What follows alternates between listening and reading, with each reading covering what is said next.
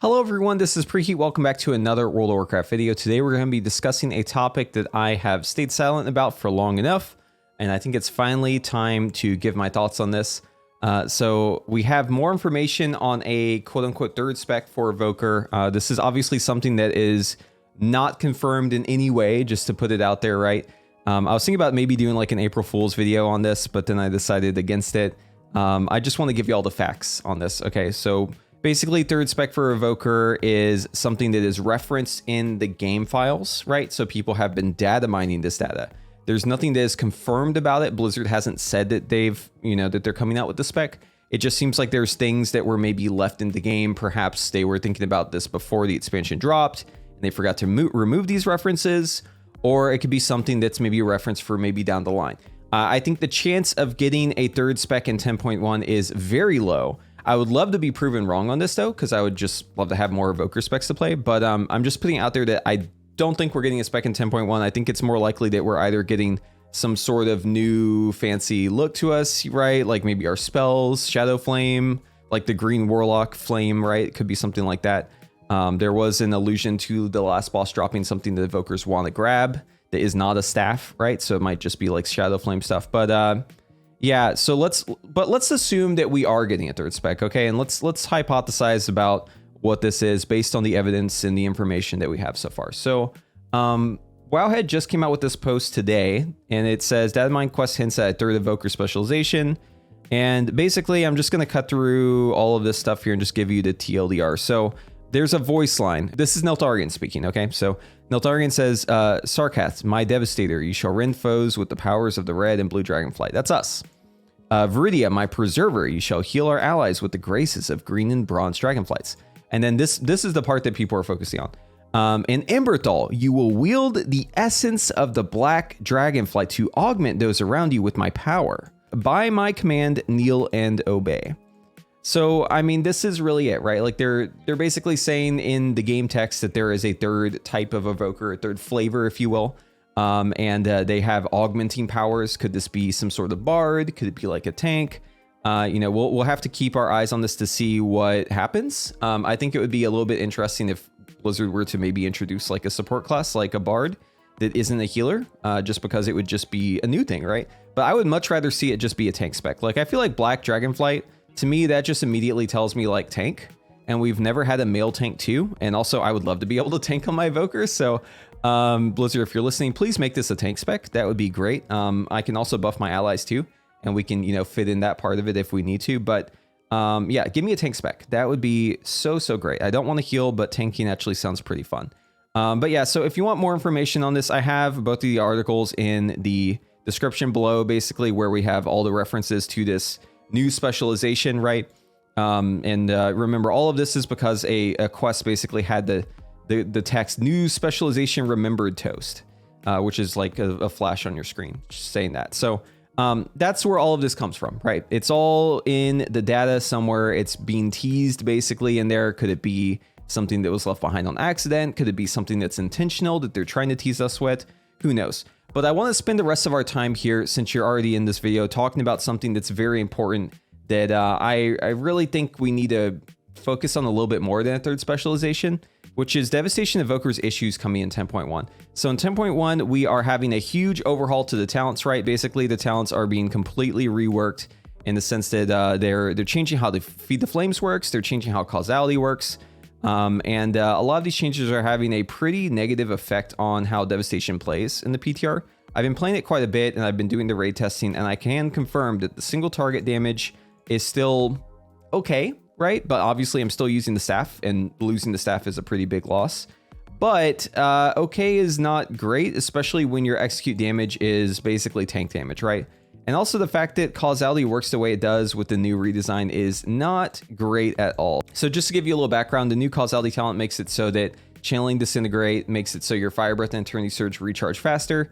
And also the new Feed the Flames is just AoE centric. So basically you get all of your cooldown reduction from your Disintegrate channeling, which means that you actually scale negatively with haste per Disintegrate cast. Obviously you will cast more Disintegrates the more haste you have, so it's not like you have negative haste scaling in general, but it does mean that this talent scales negatively per Disintegrate, which is a little bit weird, and it definitely seems like this should be reworked to maybe go off of the ticks instead or something like that. In addition to the single target just being completely dumbed down, we also have a huge increase in the AoE damage we can do, not only because of the tier gear, but also because we have just more AoE damage in general, right? With the new talent coming, Raging Inferno just makes our pyres deal more damage, but we still don't have any consideration for threat, right? We still have no way to mitigate threat. So if threat is happening, if we're doing big AoE damage, we're just toast, unless there's like a rogue or a hunter that can misdirect us, unless there's a warrior who can AoE taunt. But even in that case, I have literally been on the PTR I did a freehold, and the warrior did their AoE taunt with the first big pull. Like as soon as they pull all, they were like doing like 80k DPS. And as soon as the taunt ended, I pulled aggro back. Like, what am I supposed to do, right? Like, how is Evoker threat like this? Like, it's a problem, okay? It's a problem, and we've ignored it for long enough. But I think it's time that we actually address this problem and give Evokers some way to either dilate their threat, right? Kind of in the theme of like bronze spells, you know, dilate the threat so that mobs maybe have some sort of delay to attacking you, or maybe give us some sort of other form of threat drop or threat reduction built into the mastery to a certain extent. I don't know. It's just Devastation has so many issues right now, and luckily they have fixed some of the bugs, although the bug fixes aren't on the 10.1 PTR, but then new bugs are being introduced, right? So like on the PTR right now, there's a bug where your fire breath just like won't go off until you move. You have to like literally move your character or else it just won't press. There's also the bug where now the 4-piece for the tier gear just isn't working anymore like it was before. So yeah, I don't know. I mean, there's just a lot going on here that's not great. If you want more information on the 10.1 stuff, I do have a video that's like specifically about 10.1. It'll be linked in the description below. Also, we have the Evoker Roundtable if you haven't checked that out.